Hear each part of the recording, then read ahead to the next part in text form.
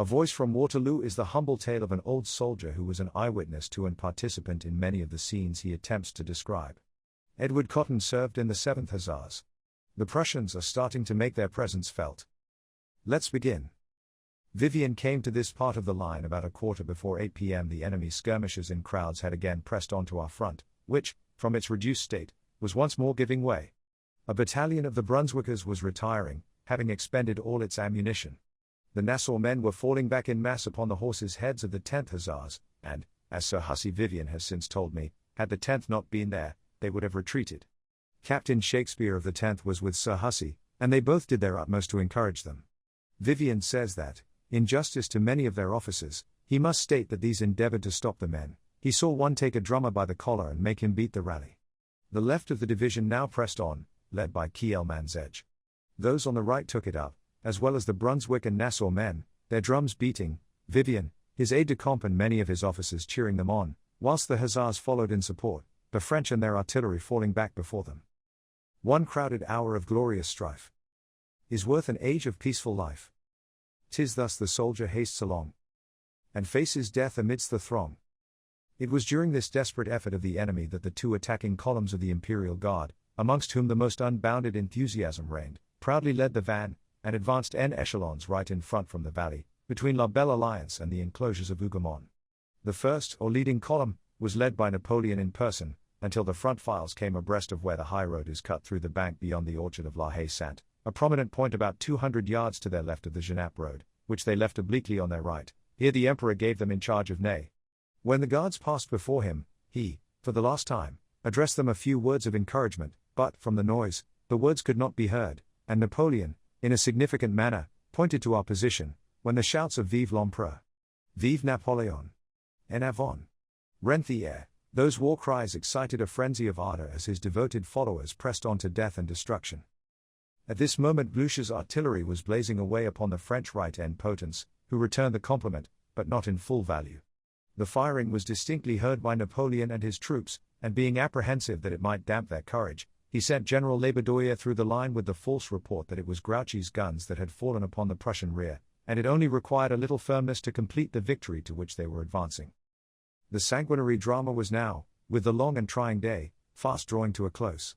The Emperor's guards, their country's pride, they who had never turned their backs on foe or fled the battlefield, were for the first time about to attack men who, like themselves, acknowledged no victor. The unconquered were to measure their prowess with men who had never been vanquished, the world waiting with anxious expectation for the result of this memorable day.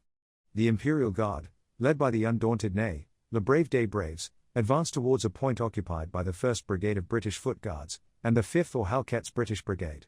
The guards were lying down, for cover from the shower of round and grape shot and shells thrown amongst them by the French batteries.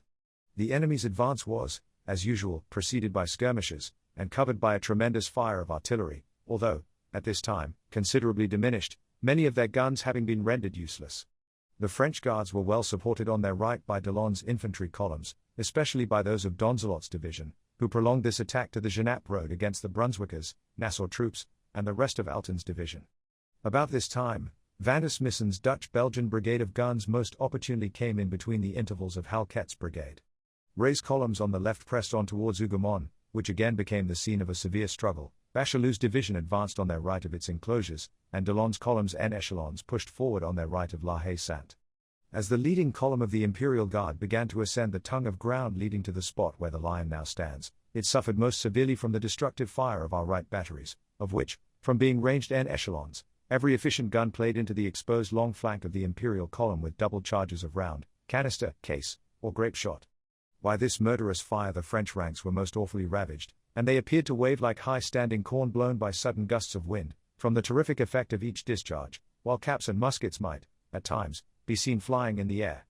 Ney had his horse killed under him, and gallantly led along on foot. At his side General Friant was wounded severely, and General Michel mortally. To men enthusiastic, who felt certain they were advancing to a glorious victory, this was no check, and the Imperial Guard pursued its onward course with a firm step. The veterans of Jena, Wagram, and Austerlitz had, by their invincible prowess, decided many a battle, and their progress could only be arrested by death or severe wounds. When the head of the column neared the line of the Allies, it escaped the terrific fire of our right batteries, while at the same moment their own batteries ceased firing, a crowd of skirmishers rushed on and opened a stinging fire upon our artillerymen, who soon drove them back upon the columns by a discharge of grape, canister and case shot. Double charges were poured into the head of the enemy's columns from Bolton's guns, now commanded by Napier, and Van der Smisson's batteries. The front of the enemy appeared to stand still, from the men being mowed down as they labored up the slopes, while their rear seemed pressing on. The Imperial Guard at length succeeded in crowning the ridge, upon which the French saw nothing but the batteries. They descried through the smoke some cocked hats, but little imagined that one of them covered the head of the illustrious Duke, who was shortly to acquire a last and crowning laurel, and that the son of Napoleon was to set with the one just retiring from their view on the field of Waterloo. The enemy pressed on until within about 50 yards of Halkett's brigade, and the British foot guards, who were lying down, quietly awaiting the band of veteran heroes. Wellington then gave the words, "Up, guards, make ready," and ordered General Maitland to attack. They rose in line 4 deep and appeared to the French as if they had sprung out of the earth, whilst the French grenadiers, with their high bearskin caps and red plumes, looked like giants bearing down upon them. Our guards and Halkett's right, the 69th and 33rd, the gallant Halkett waving the latter regiment's colour in their front, advanced a few paces and threw in a tremendous volley that was followed up by independent file firing, rapidly and steadily delivered. A stream of musketry and grape shot was maintained with such coolness and precision that the whole front of the enemy's column was shaken. It was impossible to be otherwise. From 400 to 500 of them were killed or wounded. This most efficacious fire dreadfully shattered the Imperial ranks and stemmed their further progress, the dreadful carnage still continuing with unabated fury. The French officers, waving their swords, and with shouts and words of encouragement, attempted to deploy and extend their front. But for this it was too late. The continued crossfire which assailed them drove the foremost of the enemy back on their mass. Many in the midst of the column fired over the heads of their comrades, and their confusion became greater every moment. Our adversary's desperate situation being instantly perceived by the Duke, His Grace ordered the charge. Lord Saltoun, who had joined from Hougoumont, called out, "Now's the time, my boys." Our guards and Halkett's left advanced with a loud cheer to the charge, the latter against a column which, on nearing our position, inclined to its right from the rear of the leading column, and moved en echelons, steady as on parade, through the hollow on its right of the tongue of ground, where it was protected from the direct fire of our right batteries. They gallantly advanced with a noble and admirable bearing, officers in front, arms sloped, drums beating the pas de charge, and between them and on their flanks their brass guns loaded with grape. When within 90 yards of Halkett's left, they halted, carried arms as if to salute, and round-wheeled their guns, down went their port fires, and crash came the grape, accompanied by a volley, into the 30th and 73rd regiments, who instantly returned the fire and came to the charge. Before the sharp report had died away, Van der Smisson's brigade of guns, double charged with grape, went bang, bang, bang, right through the Imperial column. This appeared to rend it asunder, and it began to give way and disperse. Our guards were pursuing the discomfited enemy into the valley, when the left or second attacking column of the Imperial Guard was observed closely pressing on, undismayed by the defeat of their first column. To avoid being taken in flank, orders were given to the British Guards to go about and resume their original position, but the word was misunderstood, and they fell into confusion. However, notwithstanding the 2 battalions were mixed pell-mell together, getting the command on recrossing the ridge halt, front, form. They instantly fronted and formed 4 deep and told off in companies of 40s. Halkett's left, which had charged, on getting clear of the smoke, saw the enemy broken and going off in disorder. Loud and deep were the execrations bestowed upon them for not waiting to meet the retaliating vengeance, now ready to be inflicted for our slaughtered comrades. After the charge, the whole brigade got mixed together, and was for a few minutes in great confusion, occasioned by a terrific fire of musketry and grape shot, the murderous effects of which so disordered Halkett's right that they gave way, and thus clashed with their left who were retiring. This caused confusion which, fortunately, however, speedily ceased, for a cry was heard, "Form square to resist cavalry." And a cheer burst forth from the 73rd. Major Kelly, an officer of that regiment, but on the staff, having perceived the confusion and consequent danger, resolved to remain with his men, they having no officer of rank left to command them. During this most desperate assault, Dorbriem's Netherlanders, who formed 3 large squares in the immediate rear, also fell into the greatest disorder. Vandeleur galloped forward, and with some of his own officers and those of the Dutch Belgians, did all in his power to restore order and encourage the men to hold their position. Colonel Morris, 69th Regiment, was killed, and Sir Colin Halkett wounded, when the command of his brigade devolved on Colonel Elphinstone, who, when it had reformed, posted the left of the brigade at the hedgerow, where the road curves forward, near where the Lion now stands, and advanced the right anew to protect the left flank of our guards against an attack of Donzelot's troops, who were again pushing on. The left of our guards was brought slightly forward, to be parallel with the left or second attacking column of the French guards, who passing the eastern boundary of Hougoumont obliquely on their left, were saluted, en passant, by Hepburn skirmishers.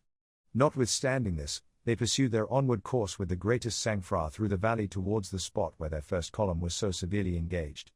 Our artillery on the ridge, from the Nivelle road to the curve in our line, was in full play upon them. The fire of our guns fell with ruinous precision upon the dense mass and made them suffer dreadfully.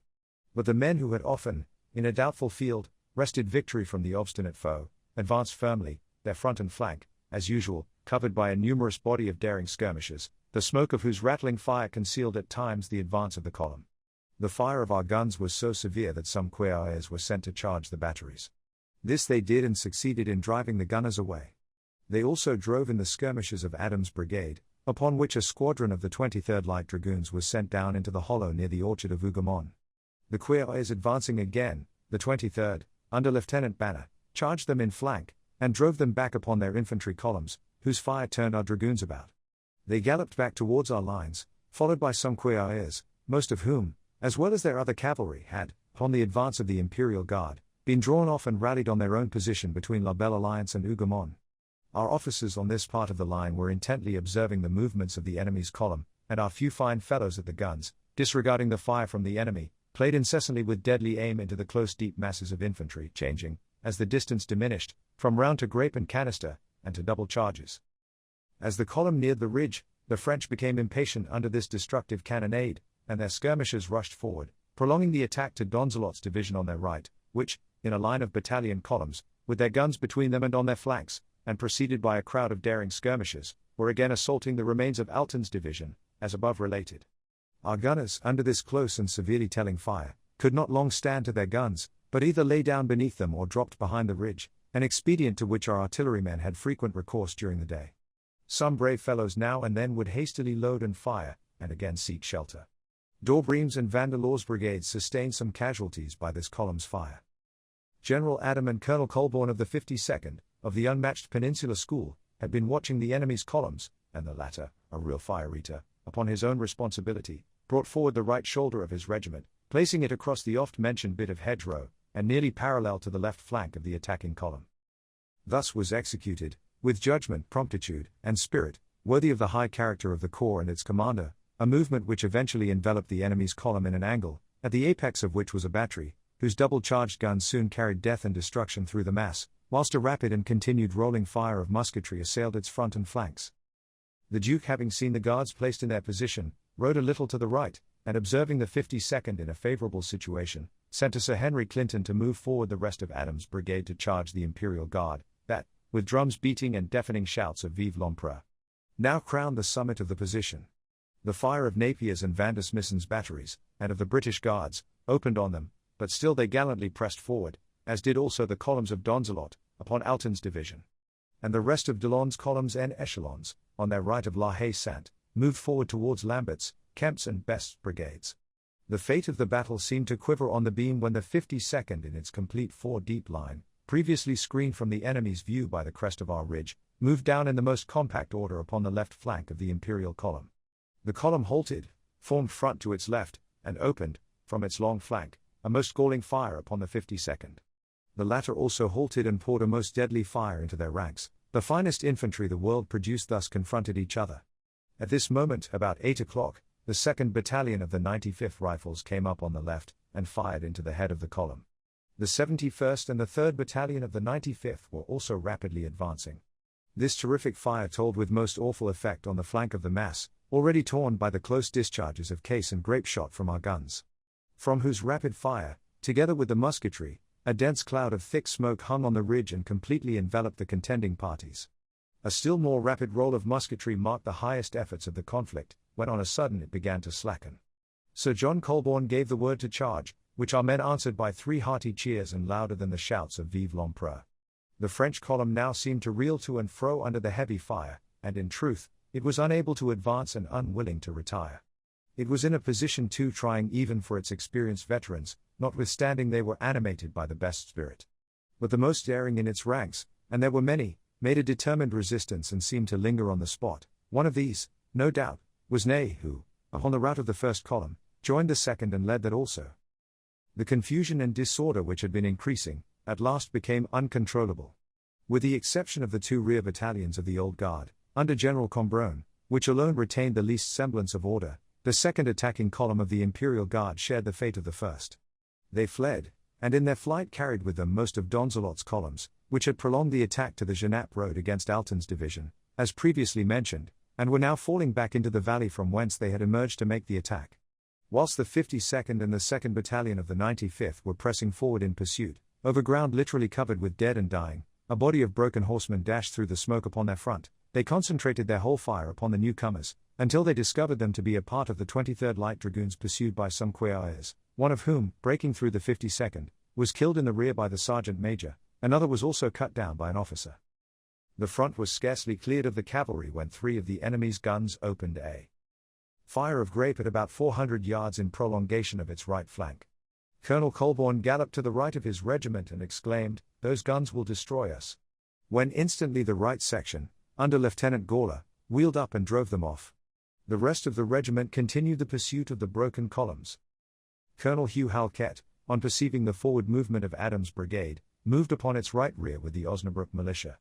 Vivian's Hussar brigade and the 2nd German Light Dragoons were immediately advanced to attack the French reserves, drawn up between La Belle Alliance and Hougoumont. The feelings of our great antagonist on witnessing the total overthrow of his devoted guards, his last hope, and the death blow to his political existence, may be imagined, but not described. At this time, 8 o'clock, says Captain Seaborn, the general disposition of the Prussian forces relative to that of Wellington's army, was that the advance guard of Ziethen's 1st Corps had joined our left, part of Perche's 2nd Corps, with his reserve cavalry, had joined Bulow who was on the advance, his right to attack Lobau, and his left to make a third attack upon Plancenoit. The French opposed to them appear determined to make a stand at all points. This concludes the 9th part of the story. Thank you very much for listening. What do you think of Cotton's description of the battle? Please subscribe for more stories and leave a comment.